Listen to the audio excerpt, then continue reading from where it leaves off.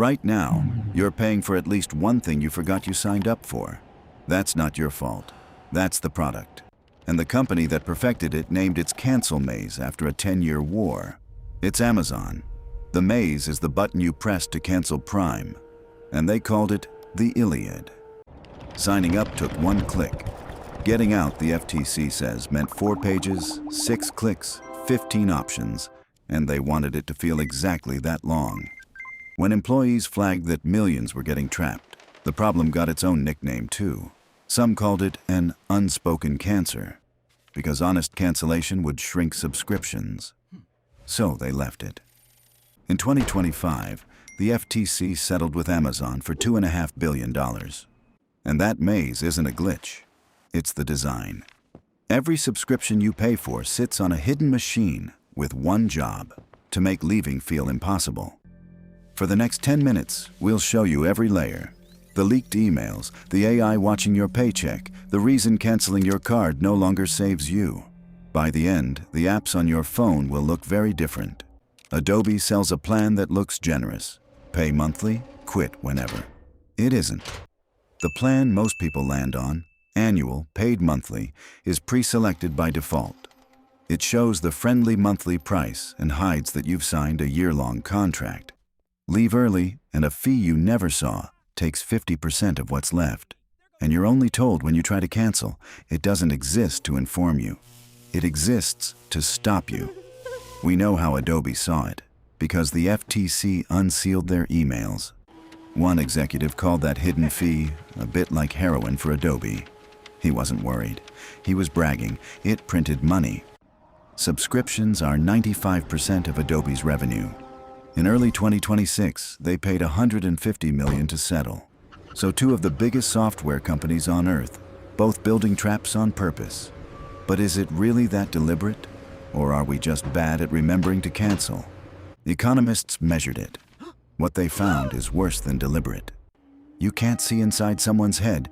Do they keep paying because they want it or because they forgot?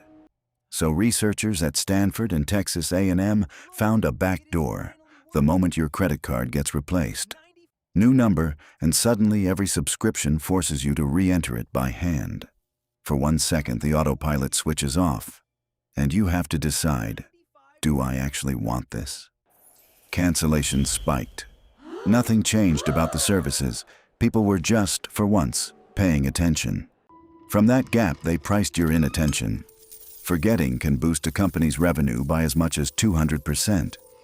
Triple, off people who never chose at all. The average household spends around $219 a month on subscriptions, and 3 in 4 of us underestimate it. You're spending more than you think. You just can't see it. So forgetting is their best customer. The next move is obvious. Make sure you never get a reason to remember.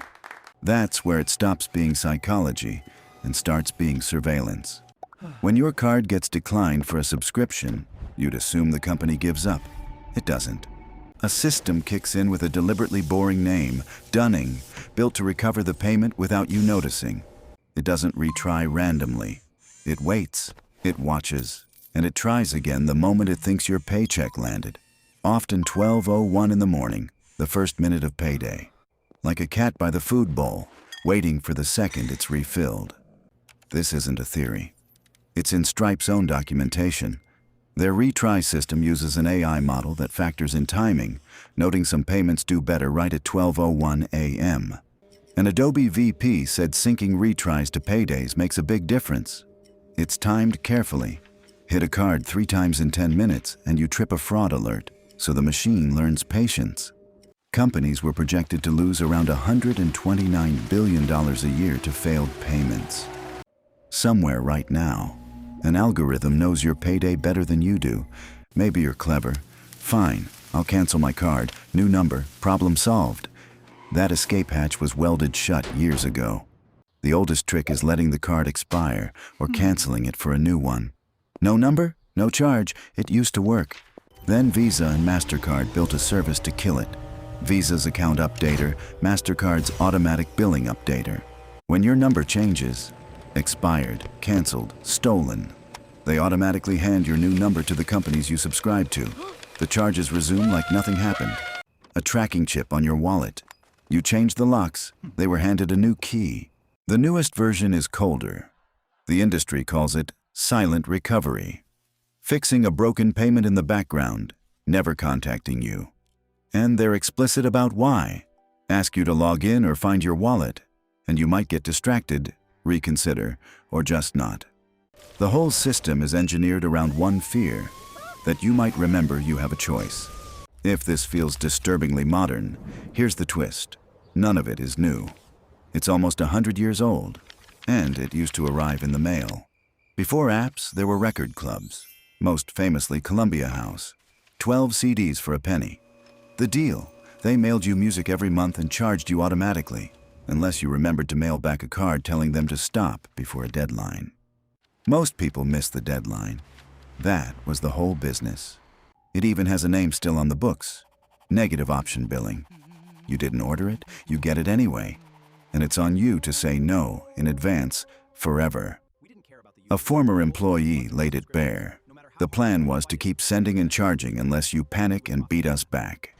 At its peak around the year 2000, these clubs pulled $1.5 billion a year off people forgetting to say no. So when your phone charges you for an app you've opened twice, that's not new. Just a 90-year-old idea that swapped the mailbox for your home screen. Same trick, better disguise. But one trap here doesn't hide from you. It makes you complicit. You know you're caught, and you pay anyway. Gyms are mathematically designed for you not to show up. They sell far more memberships than they have room for, betting most won't come. 2/3 of members rarely or never use theirs. Around $1.33 billion a year is paid for gym access that's never used. If every member showed up the same January Monday, there wouldn't be machines for a fraction of them. The empty gym isn't a failure of the model. It is the model.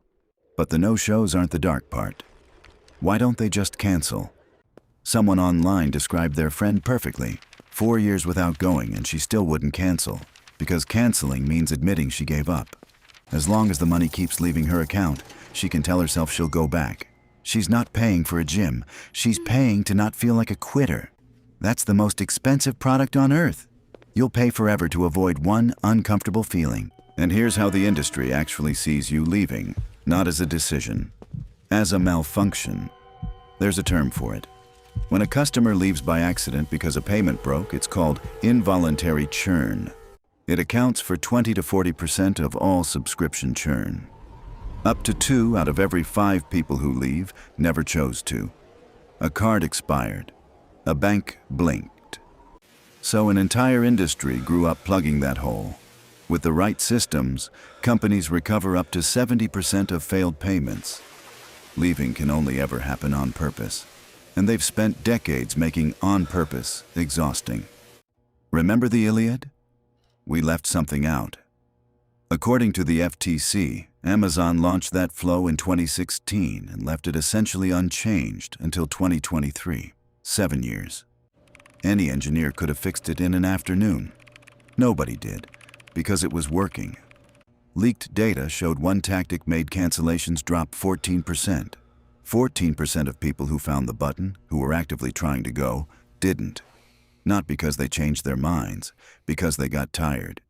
Scientists now study that cancel button the way they'd study a maze built for lab rats, which is exactly what it was. And if the maze doesn't stop you, a last line of defense waits, a human being. The FTC described what happened to Adobe customers who tried to cancel by phone. Calls dropped. Chats disconnected mid-sentence. Endless transfers. And the cruelest detail, some people walked away believing they'd canceled and were still being charged. You did everything right, hung up feeling finished, and the money kept leaving anyway. You lost while believing you'd won, so you didn't even check for months. That's not a side experiment. That subscription revenue is over $5 billion a quarter. That's the whole company. So if it's this sneaky and this widespread, why is it legal? Why hasn't someone forced companies to make leaving as easy as joining? They did. Here's how it died. In October 2024, the FTC finalized a rule with a name like a dare. Click to cancel. If signing up takes one click, canceling has to take one too. No maze. The Iliad would have been illegal. Companies braced. It was set to take effect summer 2025. Then in July 2025, days before it went live, a federal appeals court struck it down. Not because the idea was wrong, but on a technicality. The FTC had skipped a required procedural step. The rule that would have freed you from every trap in this video died on paperwork, and the scale it was fighting. The FTC studied 672 subscription companies and found 76% used at least one deliberate dark pattern. 3 out of 4. That's not a few bad actors. That's the industry. Your one piece of hope. As of early 2026, the FTC reopened the rulemaking. They're trying again, but until it lands, nobody's coming to save you. So tonight, do the one thing this whole machine is built to stop. Open your phone and find the subscription you forgot you're paying for. There's at least one. They're counting on you to never look. You think you're a customer. To this machine, you were never a customer. You were a balance. One, it's built to keep charging long after you stopped paying attention. This is just one of the invisible systems built to work against you. And it's far from the only one. On this channel, we pull them apart one by one. The tricks, the psychology, and the things hiding in plain sight that nobody bothers to explain.